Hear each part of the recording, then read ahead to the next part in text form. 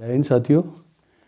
आप हमारा होंकार जेके news YouTube channel देख रहे हैं। मैं सादीप सिंह, फाउंडर मेंबर और नेशनल काउंसिल मेंबर आम आदमी पार्टी जम्मू से। आज का दिन सोमवार का दिन है और 7 दिसंबर 2020। तो बड़ी अजीब सी सिचुएशंस डेवलप हो रही हैं हमारे देश में, जिसमें सर-ए-फ़हरिस्त हमारा किसानों का आंदोलन है। तो उस सिलसिले में आज नवजोत सिंह सिद्धू हैं, जो कांग्रेस के लीडर हैं पंजाब के और पुराने क्रिकेटर भी रहे हैं। तो उन्होंने कहीं किसी जगह पंजाबियों ने वहाँ उस एजिटेशन वाली जगह पे पंजाबी सिंगर, एक्टर, लीडर हर कोई अपना अपना रोल बड़ी खूबसूरती से निभा रहा है। तो लोगों में एक निराशा का माहौल ना बने, उसको ज़िंदा रखने के लिए हर किस्म का यत्न किया जा रहा है ईमानदारी से और पीसफुली। तो वहाँ एक किसी जगह तकरीर करते हुए नवजोत सिंह सिद्धू ने, वो पाकिस्तानी पोइट थे फैज़ अहमद फैज़ साहब, वो मरहूम हैं, इंतकाल कर गए हैं। तो उनकी एक नज़म थी जो उन्होंने जनरल ज़िया के दौर में पाकिस्तान में लिखी थी, जहाँ डिक्टेटरशिप ज़ोरों पे थी। तो एक अपना गुस्सा ज़ाहिर करने के लिए शायर पोइट्री का सहारा लेता है। तो उसमें ये था कि तख्त गिराए जाएंगे और ये ताज उछाले जाएंगे। तो हमारा भारत का जो आज का मीडिया, लोग इसको गोदी मीडिया कहते हैं। तो गोद लफ्ज़ इसके साथ जोड़ना मेरे ख़्याल में नाइंसाफ़ी है, वो गलत होगा। गोद माँ की भी गोद होती है, बाप की भी गोद होती है, भाई की भी गोद होती है। ये मैं इसको पोनी मीडिया कहूँगा।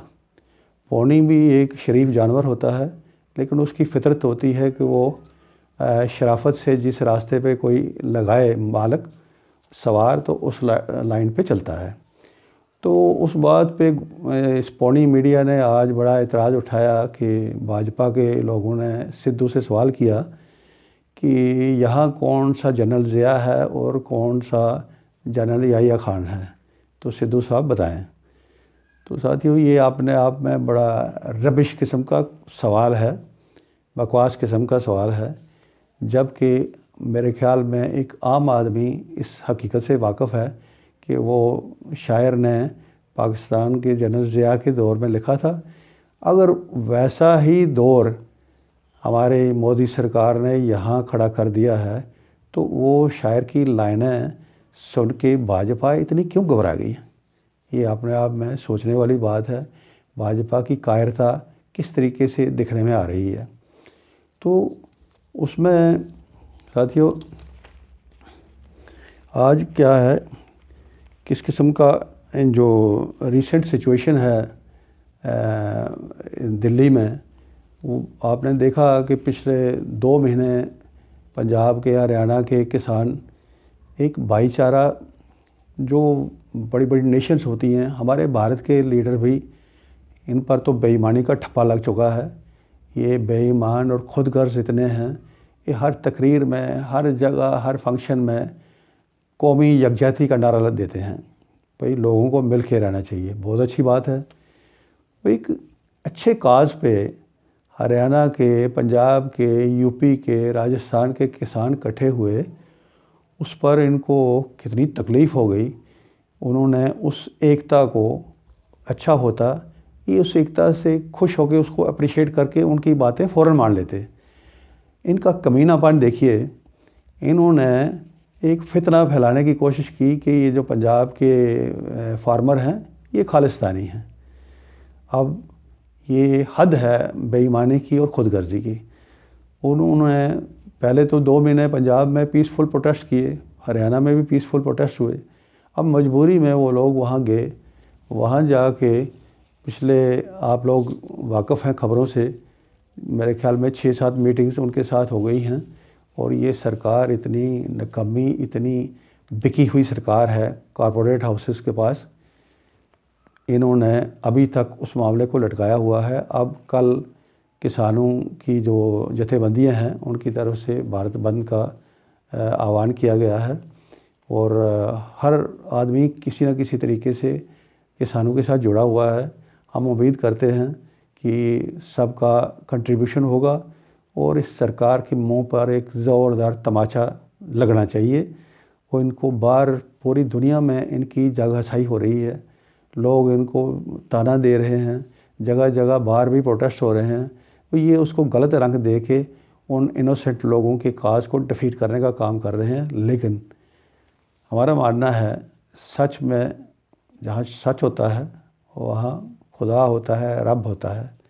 तो ये नेक लोग हैं, इनकी कमाई इंसान भी खाते हैं, इनकी कमाई जानवर भी खा रहे हैं, इनकी कमाई पक्षी भी खा रहे हैं और कीड़े मकोड़े भी खा रहे हैं। जो आदमी इतना बड़ा काम सर अंजाम दे रहा हो उसके ऊपर नेचर मेहरबान ना हो, ये हम नहीं मानते। कोई भी परमात्मा पर, खुदा पर भरोसा करने वाला आदमी इस हकीकत से ना नहीं कर सकता। तो अब देखें, पहले मोदी सरकार ने इनके झूठ की तो एक बड़ी लंबी लिस्ट बन चुकी है, बहुत से झूठ इनके बार बार दोहराए जाते हैं, आपको सब पता है। उसके बाद क्या होता है, किसानों को ठगने के लिए इलेक्शंस में इन्होंने कहा स्वामीनाथन कमेटी की जो रिकमेंडेशंस थी वो हम लागू करेंगे, इनकी किसानों की मदद हो जाएगी, हम 2 साल के बाद डबल इनकम करेंगे। अब देखें ना स्वामीनाथन कमेटी की रिपोर्ट्स इम्प्लीमेंट करी गई, ना डबल इनकम की बात, तो जुमलेबाजी, इनकी जुमलेबाजी आज तक ये बड़ी बेशर्मी के साथ जुमलेबाजी पर कायम है। वो किस तरीके से डबल इनकम का तो रोना एक साइड पे है, ये 3 कानून बना के इन्होंने अब बाकी तो सब कुछ बेच दिया, रेलवे स्टेशन, एयरपोर्ट, बाकी चीज़ें, गवर्नमेंट प्रॉपर्टी, सारा टेलीकम्युनिकेशन का सब कुछ अपने कॉरपोरेट हाउसेस के दोस्तों को उनके साथ क्या साजबाज इन्होंने कर रखी हुई है। तो उनसे हिस्सा भी लेना है इन्होंने। ये बाहर से देवता बने हुए हैं और बाकी कांग्रेसियों के और दूसरों के, हमारे नेशनल कॉन्फ्रेंस ऑफ पीडीपी के लोगों पर ये इल्ज़ाम तराशी करते हैं इन्होंने बहुत स्कैम किए होंगे, हम नहीं मना करते, लेकिन इनका स्कैम करने का तरीका साथियों समझना पड़ेगा। देखें कितनी चतुराई से ये सारा देश बेच के खा गए। ये उधर रफ़ाइल में कितनी बड़ा इन्होंने गेम प्लान फिट किया, फिर इन्होंने सहारा डायरीज के केस में वहाँ भी ये पकड़े गए, लेकिन इन्होंने सुप्रीम कोर्ट में अपनी बालादस्ती कायम करके सब जगह बड़ा एस्केप रूट बना के निकल गए। तो ये तो सबसे बड़े स्कैम, तो इनके मुकाबले में बाकियों के स्कैम तो कहीं दिखते नहीं। अच्छा होता जिस तरह से ये नेशनलिस्ट होने का दावे करते हैं, ये उन पुरानी चीज़ों को खोल के उनके साथ इंसाफ कर दिया, अगर किसी ने गलत किया उसको सज़ा मिलती। लेकिन इन्होंने सबसे बड़ा गंदा खेल सुप्रीम कोर्ट को अपने साथ मिला के इन्होंने अपनी हर किस्म के डाका चोरी पर पर्दापोशी का काम किया। तो इस तरह से साथियों देखें, एक तरफ हमारे जो ब्रिटिश रूल में गोरखा जो सोल्जर थे उनका बड़ा अच्छा रोल रहा अंग्रेज़ों के साथ। तो जब अंग्रेज़ यहाँ से गए वो खुश होके उनको वहाँ इंग्लैंड में एक कहते हैं काफ़ी तादाद में जो गोरखे, उनका एक वहाँ रखा गया है, बड़ा हिस्सा उनकी आर्मी में आज भी शामिल है। इसी तरीके से आप सारागढ़ी की लड़ाई से वाकिफ़ होंगे, वहाँ 20-21 लोगों ने हज़ारों के साथ मुकाबला करके शहादत ली, उसमें हासिल की। उसका मेमोरियल सारागढ़ी के उन शहीदों के नाम पर मेमोरियल फ्रांस में हमने सुना है कि वहाँ बनाया गया है। वो इसलिए बनाया गया है कि जब पंजाब में फ्रांसीसी लोग, आर्मी के लोग आके यहाँ इनको ट्रेंड करते थे, महाराजा रंजीत सिंह के दौर से ये यहाँ चलता रहा।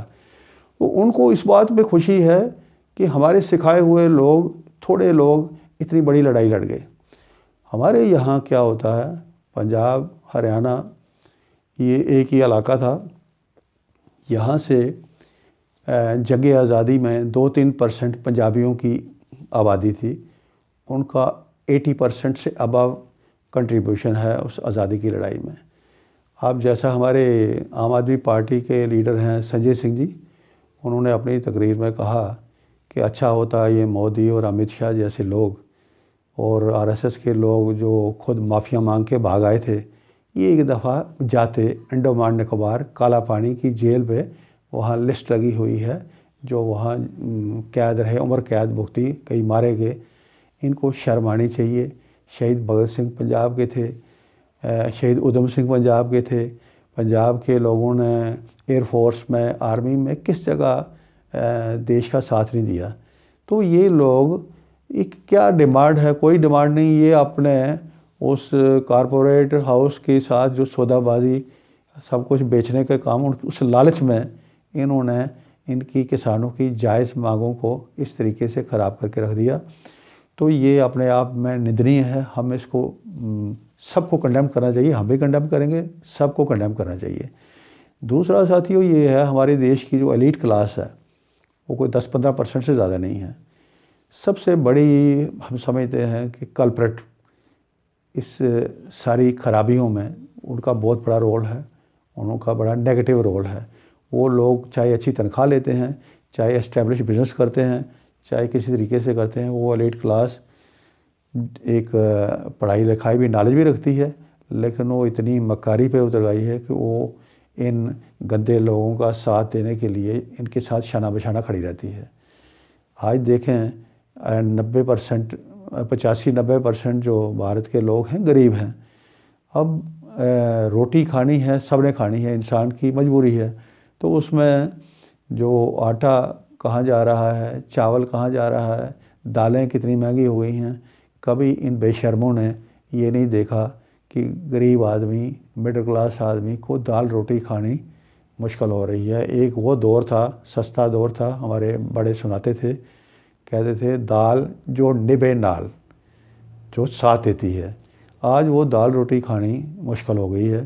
तो ये लोग वो किसान को इस तरीके से क्रश करके, उसके साथ धोखा करके, उसके साथ जुल्म करके, ये अपने पाँव तो इनके हैं नहीं, ये इस देश को 50 साल पीछे धकेल चुके हैं।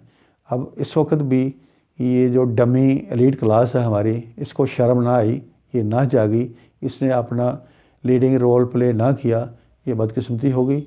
और जब खराबियां बढ़ती हैं, फिर ऐसे लोग जो मकार लोग होते हैं वो उसका शिकार भी बनते हैं। इनको भूलना नहीं चाहिए। बहुत बहुत शुक्रिया।